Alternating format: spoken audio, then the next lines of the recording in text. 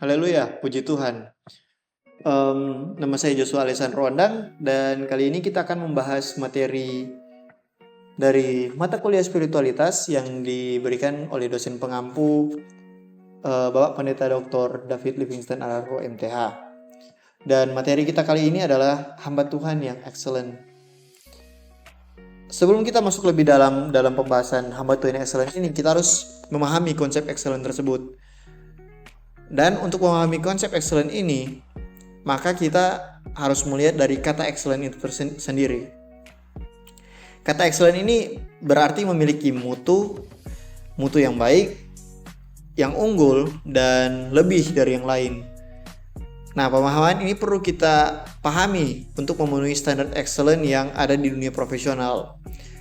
Namun, selain itu, excellency ini menjadi tuntutan demi keberlangsungan hidup kita.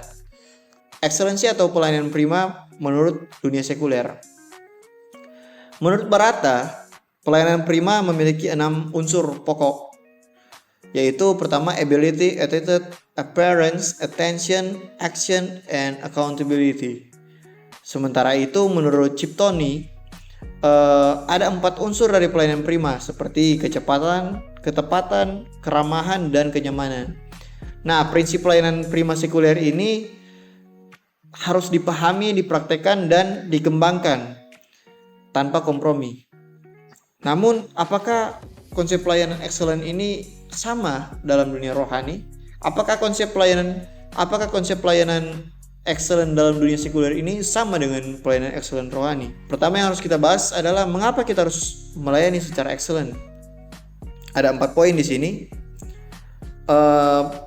Pertama, pelayanan excellent menurut teladan Tuhan. Ketika Tuhan menciptakan dunia, Ia melihat bahwa ciptaannya sungguh amat baik. Dari Kejadian 1 ayat 31. Nah, ini menunjukkan Tuhan sendiri memiliki standar yang tinggi, standar yang excellent bagi dirinya sendiri, dan bukan untuk orang lain. Standar Tuhan ini ditetapkan Tuhan bagi dirinya sendiri. Selanjutnya, proses penyelamatan yang excellent dari Yohanes 19 ayat 30.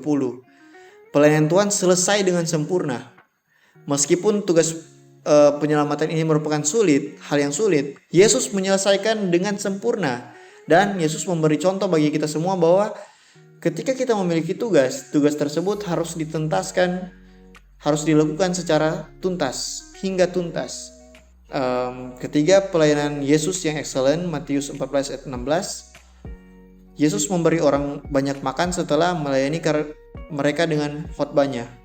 Meskipun Yesus sendiri lapar dan lelah karena setelah melayani banyak orang, namun Dia menunjukkan bahwa Dia itu merupakan pelayanan yang prima. Yesus merupakan pelayanan yang prima dengan cara memberikan makan bagi orang-orang yang mengikuti pelayanan Yesus tersebut. Walaupun Yesus lelah, namun Dia tetap masih memberikan yang terbaik.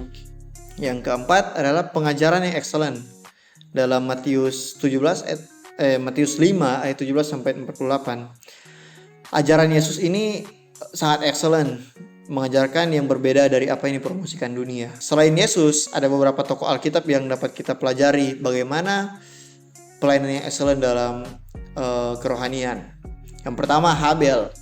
Habel itu memberikan korban yang lebih baik daripada Kain, menunjukkan excellency dalam pelayanannya dan dengan mempersiapkan korban yang prima. Yang kedua, Daud membuat bait suci sebagai bangunan yang paling megah, menunjukkan inovasi dan excellency dalam pelayanan Daud. Maria mengurapi Yesus dengan minyak wangi yang sangat mahal. Meskipun banyak orang protes, Yesus mendukung tindakannya, menunjukkan Maria itu merupakan pelayanan yang excellent. Dan yang terakhir adalah Paulus. Paulus bekerja lebih keras dari murid lain, memberikan diri sepenuhnya meskipun memiliki keterbatasan fisik seperti yang kita ketahui. Mentalitas dari Paulus ini menunjukkan bahwa dia itu memiliki excellency dalam pelayanannya dan memberikan yang terbaik untuk pelayanannya, terlepas dari kekurangan yang dimiliki. Nah, Alkitab sendiri mengajarkan beberapa konsep dalam pelayanan prima. Dalam konsep Alkitab, pelayanan prima adalah untuk memuaskan hati Tuhan dan memberkati sesama, berbeda dengan konsep sekuler yang memfokuskan kepada kepuasan manusia. Nah, sekarang kita masuk kepada inti pembahasannya. Bagaimana kita menjadi pelayan yang excellent? Yang pertama, tujuan hidup yang jelas dan berorientasi kepada Tuhan. Tujuan hidup kita harus jelas dan benar agar semua sumber daya yang diberikan itu dapat kita salurkan dan kita optimalkan untuk pelayanan Kristus. Yang kedua, kita harus bergaul karib dengan Tuhan. Daud itu menjadi hebat, kaya, berinovasi, dan berhikmat karena memiliki pergaulan yang karib dengan Tuhan. Selanjutnya, yang ketiga, kita itu harus suka belajar dan mengembangkan diri. Pertumbuhan didapatkan dari belajar dan mengembangkan diri, baik secara formal maupun informal. Jadi kita harus punya niat untuk tetap mengembangkan diri kita. Dan yang keempat, mengelola waktu dengan baik dan disiplin. Kita harus paham bahwa waktu ini adalah sumber daya yang paling berharga, yang setiap harinya diambil sedikit demi sedikit, sehingga sumber daya ini berharga dan memiliki batas akhir. Jadi kita harus mengelola waktu tersebut dengan baik dan disiplin. Yang kelima, kita harus berlatih melakukan tanggung jawab dengan baik hingga selesai. Belajar dari Yesus, kita harus menyelesaikan sesuatu dengan baik.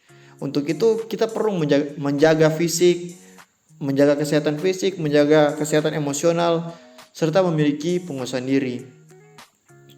Yang keenam, seperti yang saya katakan tadi, menjaga kesehatan fisik dan emosional. Apa yang tidak bisa kita kendalikan, kita serahkan kepada Tuhan. Dan apa yang Tuhan percayakan pada kita harus bertanggung jawab dengan hal tersebut. Contohnya, kesehatan fisik dan kesehatan emosional. Itu adalah hal yang harus kita pertanggungjawabkan, karena itu adalah kontrol kita. Nah, yang terakhir adalah kita itu harus memiliki penguasaan diri. Orang yang sabar lebih baik daripada pahlawan, seperti yang kita tahu di Amsal. Untuk itu, kesimpulannya, apapun juga yang kamu perbuat, perbuatlah dengan segenap hatimu seperti untuk Tuhan dan bukan untuk manusia. Kolose 2 ayat 23-24. Dengan demikian, pelayanan prima harus dilakukan di dalam gereja dan dalam ranah pelayanan lainnya. Jadi pelayanan excellent ini bukan hanya konsep sekuler, tapi harus juga dilakukan dalam pelayanan. Karena kita harus memberikan yang terbaik untuk Tuhan. Kita harus melakukan semua hal untuk Tuhan. Meskipun kita itu lakukan pada manusia, tapi kita harus melakukannya seperti untuk Tuhan. Untuk itu kita harus memberikan yang terbaik. Terima kasih, Tuhan Yesus memberkati.